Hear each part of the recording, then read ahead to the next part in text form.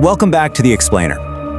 Think back to your school days for a second. The permission slips, those chaotic, loud bus rides, just that much-needed break from the whole classroom routine. Field trips were literally the ultimate highlight, right? You always felt totally secure because, well, you were surrounded by classmates and teachers.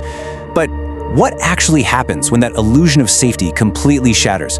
Today, we're unpacking the anatomy of a nightmare when totally innocent field trips go horribly, horribly wrong. Okay, let's just dive right into this. Imagine looking out your window late at night. You're miles away from home and you see this. A tall, skinny older woman, hands cupped tightly against the cold glass, just staring intensely right into your room.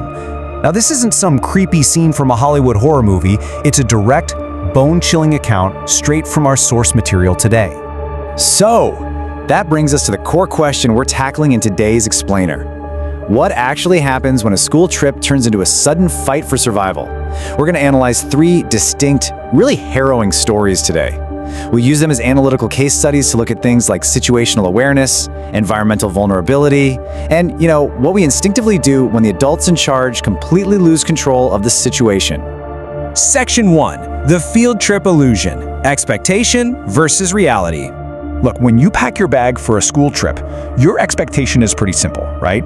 Capable chaperones, a tightly managed schedule, and some educational fun. But the reality? The terrifying reality that can emerge in the literal blink of an eye is profound isolation, sudden vulnerability, and, unfortunately, predators. People who see these uncoordinated groups not as students, but as easy targets. When you're miles away from home in completely unfamiliar territory, that structured safety net you're relying on, it can vanish way faster than you could ever imagine.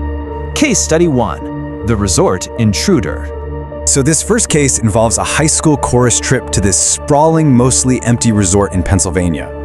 Our narrator, a high school sophomore, and his roommate Landon are put in a ground-level room. And the absolutely crucial failure here is environmental. They had a clear sliding glass door that was left completely unlocked. That first night, they casually left the blinds open to, look at the moon reflecting on the lake down the hill, totally exposing themselves to whatever or whoever was wandering those dark resort grounds.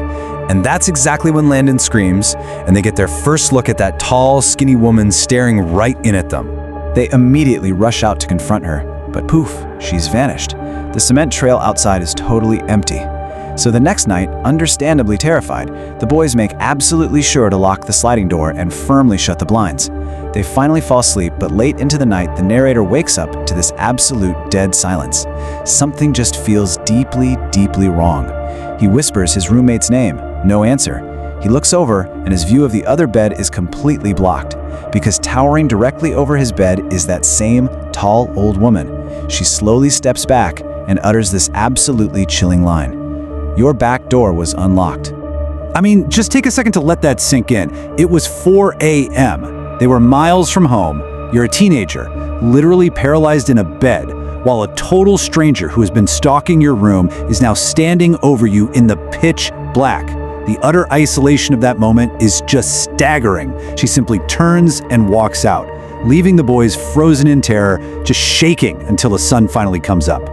And the aftermath of all this is honestly just as disturbing, because it really highlights how adult authority figures aren't always the reliable protectors we want them to be. By morning, the boys look out the window and see this exact same woman sitting on a bed in the neighboring room, hands folded, just staring directly at their door. They alert the resort staff, who are totally baffled.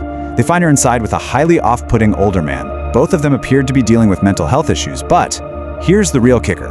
The resort staff straight up refused to evict them. The school chaperones eventually had to terminate the entire trip early. That whole illusion of safety we talked about, completely shattered by bureaucratic inaction. Case Study 2. The Zoo Predator. Now, we're shifting from creeping psychological dread to immediate, visceral, physical danger involving an 8-year-old boy at a rural, kind of moody zoo. And what's really terrifying here is how rapidly, insanely fast, a mundane zoo visit escalates into a near abduction. Within just a few minutes, our narrator wanders off from his group to use the bathroom alone. Minutes later, walking down a dim hallway with scarlet red carpets, he meets a man openly hiding behind a stack of chairs. The man asks where the group went, tightly grabs the boy's hand, and forcefully leads into a back exit door. That grip quickly becomes an aggressive tug. In mere moments, this child is literally being dragged toward a dumpster and a wood line. And it only stops because, miraculously, a teacher on the other side of a nearby fence screams, which spooks the predator off into the woods. But the horror absolutely does not end when the police are called and the kids are finally loaded onto the buses. As the bus rolls away, the observant 8-year-old narrator looks out the window. The man was still there, crouching in the woods, hiding behind a branch, just silently watching the buses pass, and yet the young boy said absolutely nothing. This really highlights a terrifying reality of childhood vulnerability, that primal freeze response. He was simply too shaken to even speak, keeping the lingering presence of his attacker a dark, silent secret the entire ride home. Case Study 3.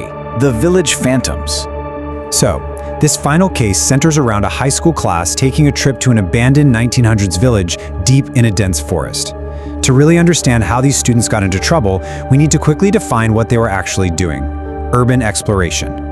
Basically, it's the investigation of off-limits, abandoned, or unseen man-made structures. It's wildly popular, sure, but it inherently carries profound, hidden physical and psychological risks. And our narrator and his friend Ben, well, they were about to aggressively test both of those. The crucial point here is what we can basically call the anatomy of a bad decision. Honestly, it reads like a checklist of what not to do in a horror movie. While the teacher is totally distracted counting heads, our narrator and Ben decide to sneak away from the safety of the group to check out the tallest, creepiest brick building they can find. They discover this hole dug into the ground next to a sealed door. So, what do? They climb down a rusty ladder into a dark, concrete basement littered with beer bottles and graffiti. Then, completely ignoring their own rising anxiety and the deeply unsettling creak of 100-year-old wood under their feet, they decide to climb a dark staircase into the completely sealed, pitch-black upper floors. They find themselves surrounded by these tiny, pitch-black rooms, and suddenly, they hear a heavy noise. It sounded like a large rock violently hitting the concrete floor nearby. They immediately freeze, lock eyes, and instinctively start tiptoeing toward the doorway where the sound came from. They shine their newly invented smartphone flashlights into the dark space. And this is the horrifying climax of what they see. 3 men standing in a weird, rigid formation in the pitch dark, maybe 10 feet away, just calmly staring right back at them. No sudden movements, no yelling, just waiting. Obviously, the boys bolted down the stairs, scrambled up the ladder, and ran back to the group completely out of breath. Later, as the class eventually walked away from the village, they looked back at that exact same tall building and saw a person's face staring down from a high, unboarded window, which leaves us with this really haunting question. Who were they? Were they homeless people taking shelter? Were they gang members hiding out? Or, as the narrator's friend Ben firmly insists, were they ghosts of the abandoned town? We really don't know. Out of a completely mundane fear of getting in trouble with their teacher, the boys never said a word, leaving those silent phantoms totally undisturbed. Surviving the nightmares, lessons learned. These 3 harrowing accounts, from a resort, a zoo, and an abandoned village, they all weave together to teach us something vital about human nature, environments, and safety. The takeaways here are remarkably clear and highly actionable. Number 1, maintain situational awareness.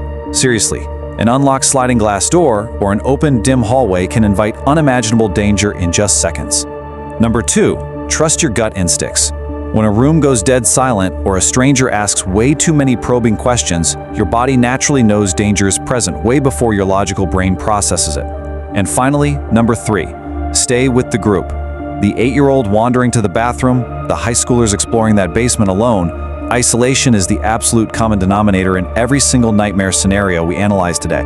As we wrap up this explainer, I really want you to remember that the boundary between just an ordinary day and a desperate fight for survival is startlingly thin. So the next time you're somewhere seemingly safe, surrounded by people, just take a brief moment to look around the perimeter. Look at the tree line, look up at the windows. Ask yourself, who else is watching? Thanks so much for joining me on The Explainer. Stay alert out there, and I'll see you next time.